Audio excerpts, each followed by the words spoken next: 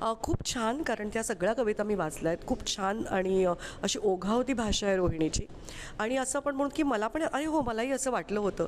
ते त्या शब्दात तिने मांडलं आहे. कुठेही असं एक आव नाही आहे पुस्तक लिहिताना की मी काहीतरी कविता करते, मी काहीतरी लिहिते आहे.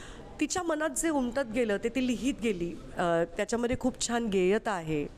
भाषेचं समृद्धी आहे, कारण रोहिणीची मुळात भाषा खूप चांगली आहे आणि खूप छान भाषेत त्यांनी तिचे विचार मांडलेत.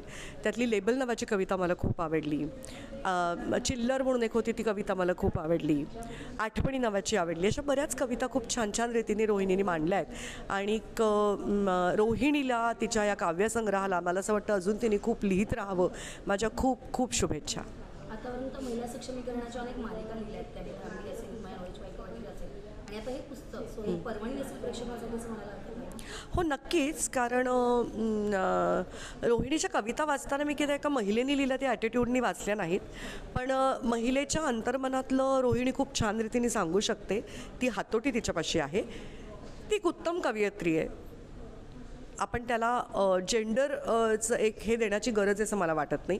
तिने खूप छान लिखाण केलं आहे आणि असंच लिखाण ती सतत करत राहो अशी माझी सदिच्छा आहे. प्रत्येक कलाकारामध्ये कवयित्री असेल, तुमच्यात पण कधीतरी कवयित्री जाणवते? अरे बापरे, नाही नाही, मला काही वाटत नाही. मला नाही माहिती माझ्यात काय दडलं आणि काय नाही.